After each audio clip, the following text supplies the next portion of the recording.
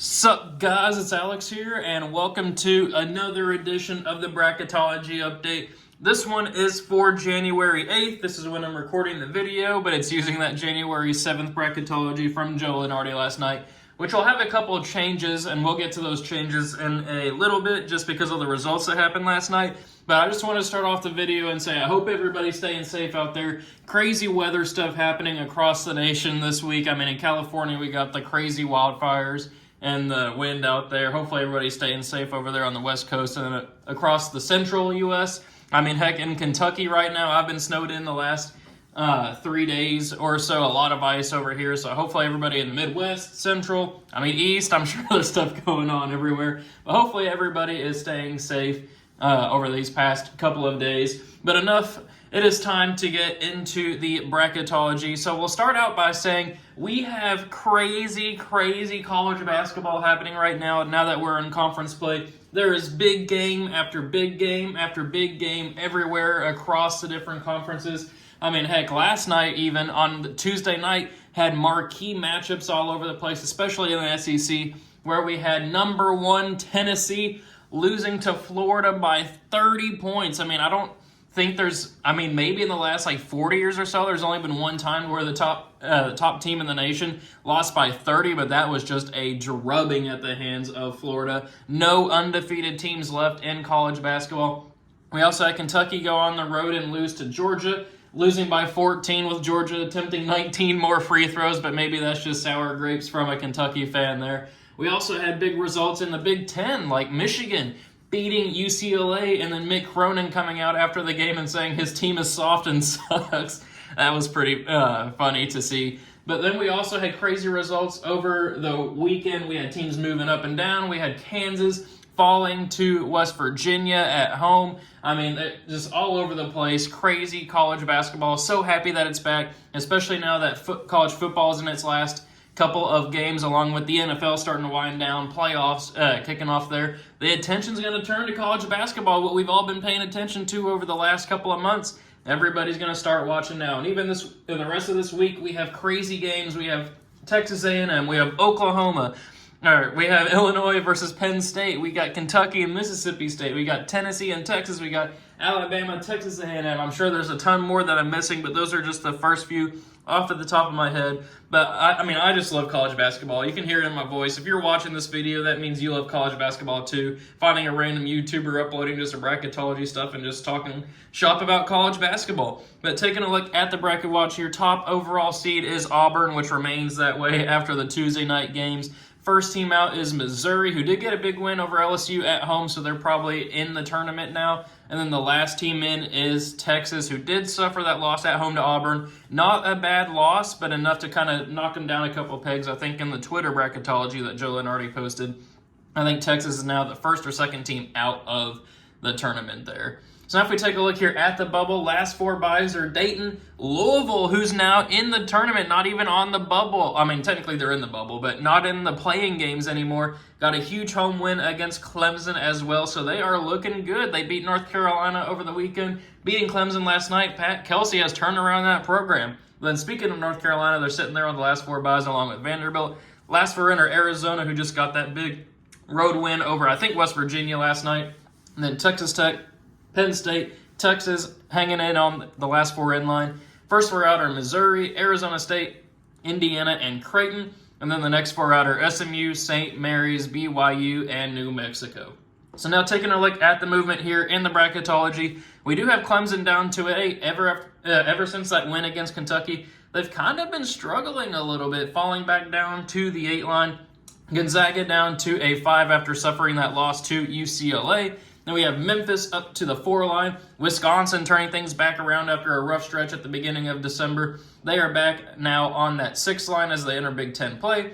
North Carolina up to that 10. Then over there in the Midwest Regional, we got San Diego State up to an 8. Texas Tech and Penn State falling down to the play-in game there, as you can see. Kansas, that's listed Kansas twice here. Over in the South Regional, there is a 3. In the Midwest, they're also listed as a 3, but I think one of those is supposed to be Texas A&M, which I changed in the bracketology that's about to come out. And then we have Ole Miss up to a 7. Then Marquette hanging there on the 2 line, along with Florida. Then over in the West Regional, we got Maryland down to an 8. It has Georgia as a 9 here, but I'm sure in the Friday bracketology, they'll probably bump up to an 8 or a 7. Then we have Arizona new to the field, finally getting back on track. Texas down to the playing game. Oregon down to the 3 line. Oklahoma down to the 7 line after losing their first game of the season to Alabama. Forgot to mention that game at the top of the show as well. Then Louisville new to the field as the 10 line there, looking pretty good. Then Kentucky up to the 2 line in this bracketology, but that was before the loss to Georgia, so now Joe Lunardi has them as a 3 in the real bracketology on Twitter.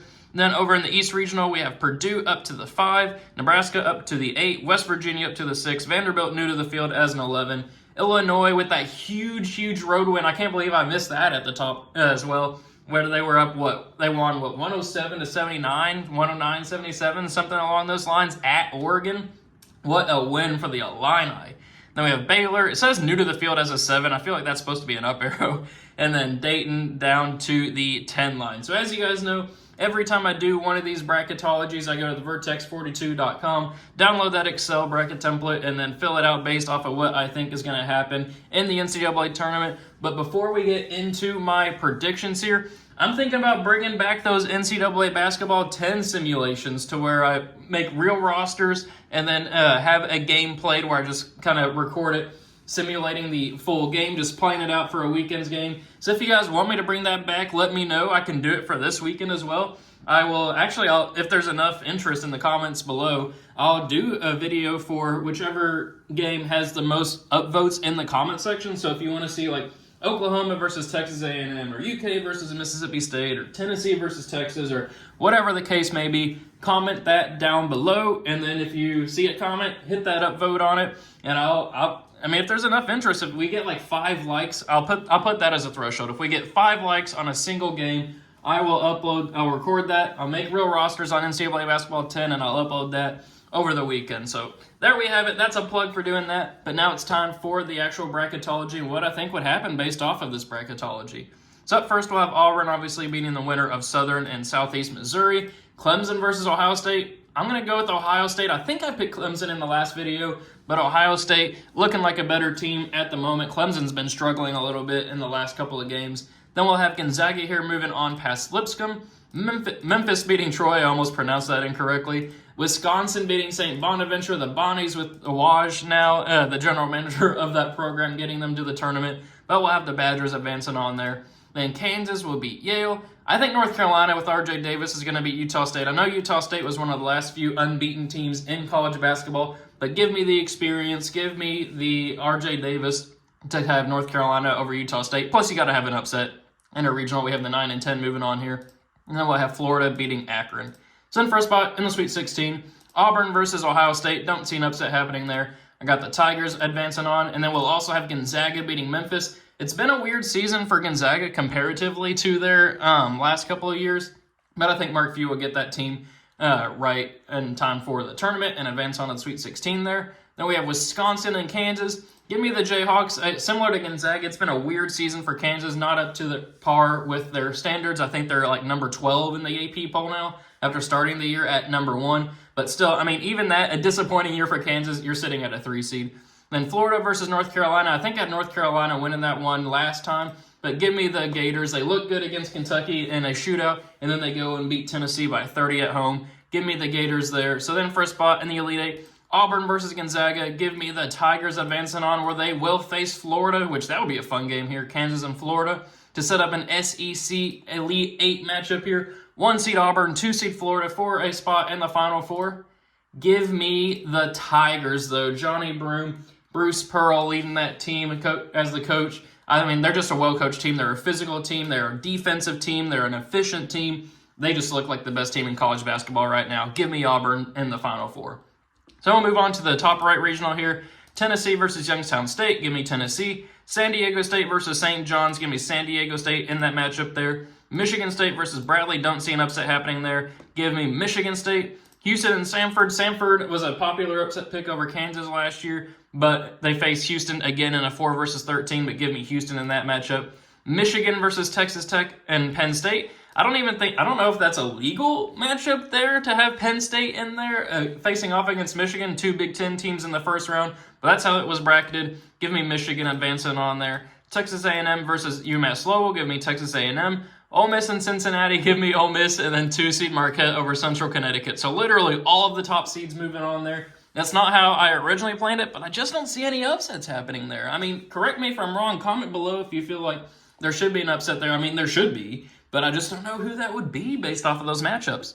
So then for a spot in the Sweet 16, give me the Volunteers advancing on past San Diego State, along with Michigan State here moving on past Houston in a 5/4. Then give me Texas A&M, unfortunately, moving on past Michigan.